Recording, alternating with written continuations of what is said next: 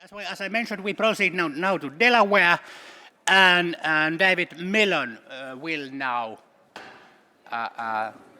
take the floor, and welcome, Lynette, also.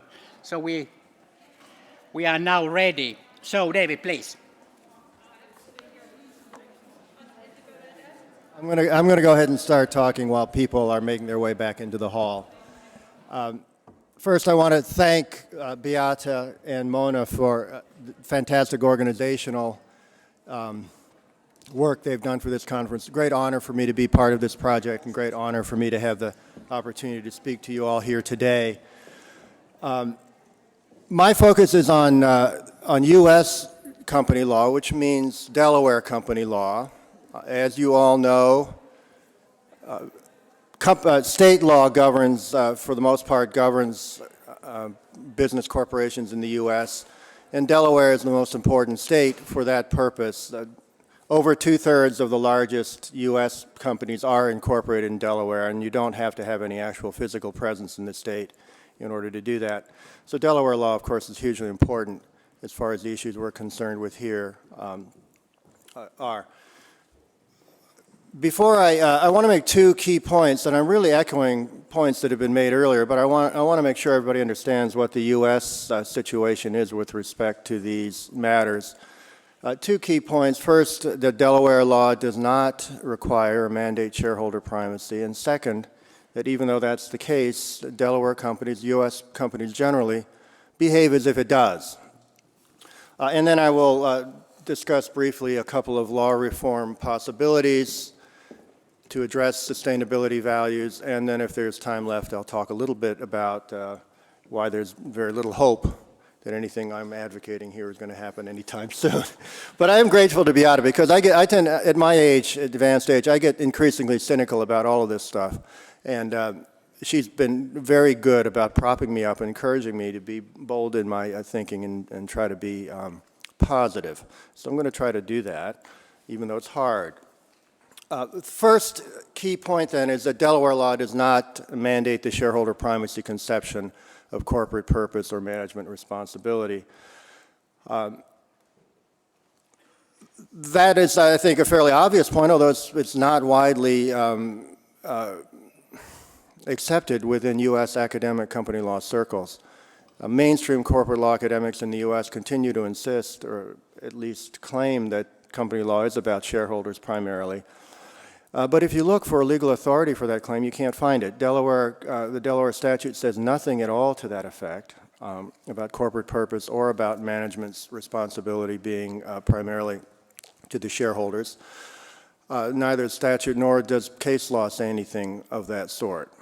And if you look at the ability, the legal tools that Delaware law puts at the disposal of shareholders to insist on their interests, they're very weak. The shareholder derivative suit is a very ineffective enforcement mechanism. Shareholder voting rights have very little practical purpose in the big public companies.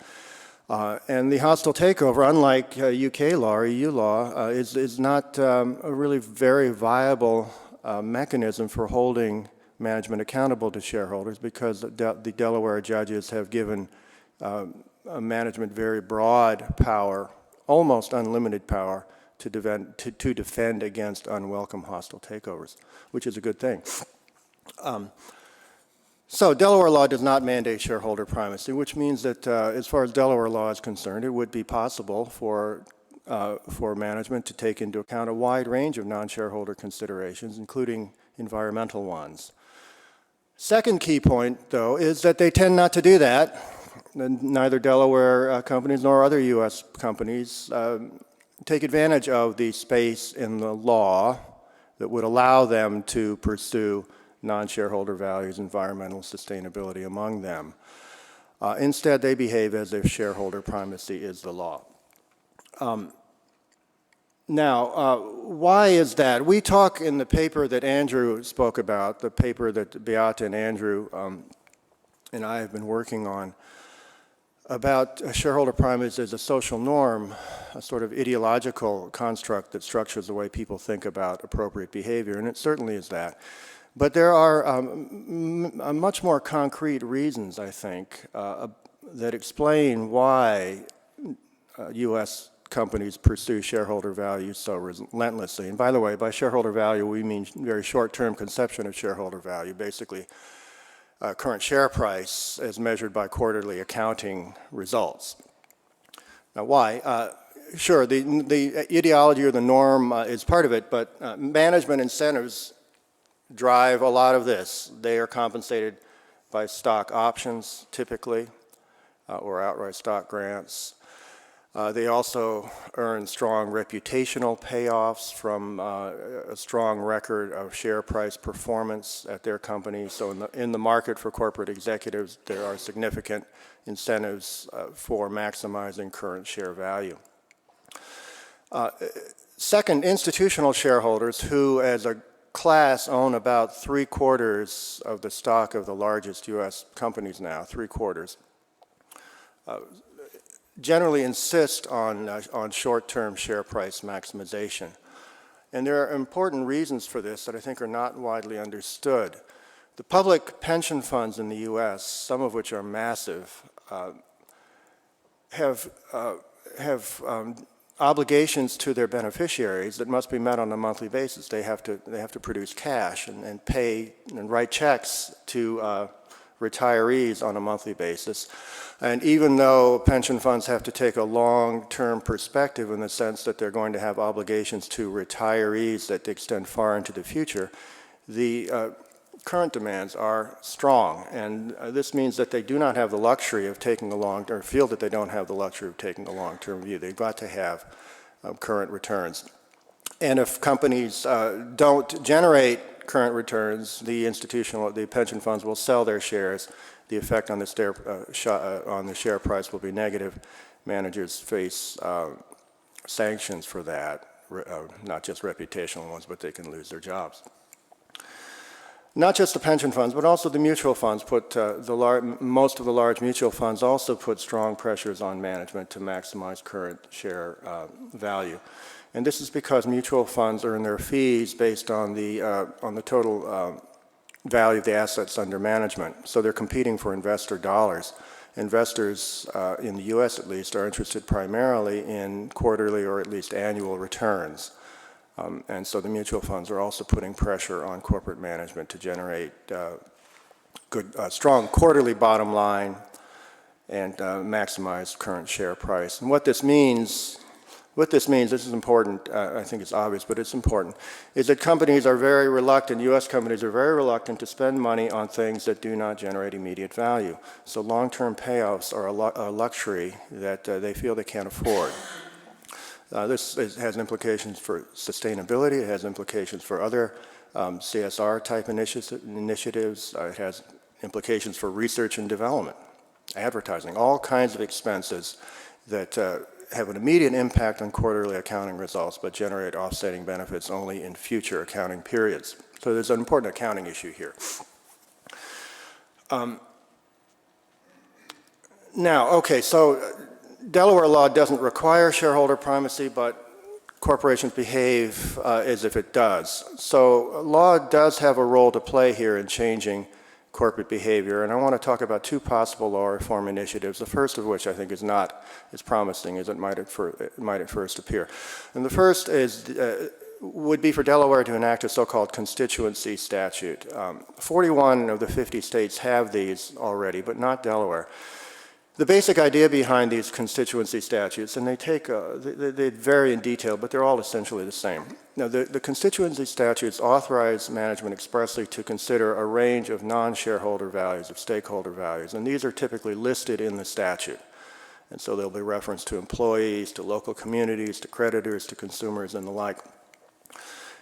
And unlike Section 172 of the UK Company Act, these statutes, by implication or even expressly, say that management is not required to prioritize shareholder value in any sense of the term. That's the whole purpose of these statutes. So they sound as if, although none of them at the moment actually mention sustainability, but I think by implication they all would allow it. A Delaware statute, if one were to be enacted, would need to say that expressly. But the big problem with these statutes is that they are merely permissive. Well, one of the big problems, that's the primary one. There are others as well. They're merely permissive. They authorize management to take these non-shareholder values into consideration. Time just sped up. It's scary how that happens sometimes. Let me just close. On the constituency statute, closure on that. They're merely permissive, so they're not going to be strong enough. They're not going to provide a strong enough counterweight to these other incentives that encourage management to pursue short-term shareholder value. So what is needed is probably a mandatory, a requirement that corporate management take into account sustainability if we really expect change to happen in that direction. Some, I think, fairly challenging technological issues involved in drafting a statute like that, but they're not insurmountable. Enforcement, I think Andrew talked about this earlier, is important.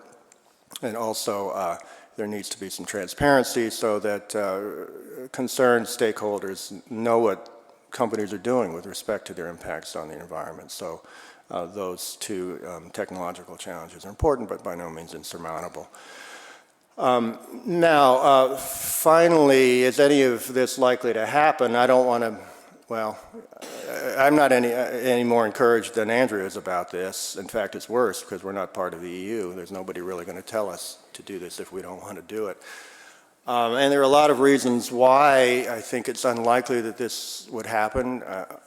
In the U.S. right now, as has always been the case, capital calls the shots, and the U.S. Supreme Court is in the process of trying to make it easier for big corporations to do that. That's the point of the Citizens United decision, which gives companies more power to influence the political process than they already had, and they already had a lot. The Delaware legislature, Delaware judiciary is quite conservative. One of the strengths of Delaware law is that it's very stable, it doesn't change much over time, so any kind of significant law reform is inherently going to be met with skepticism.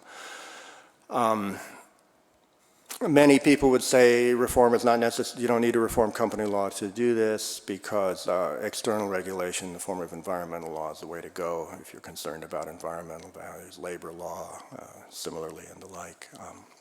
So I see my time is up, and thank you. Okay.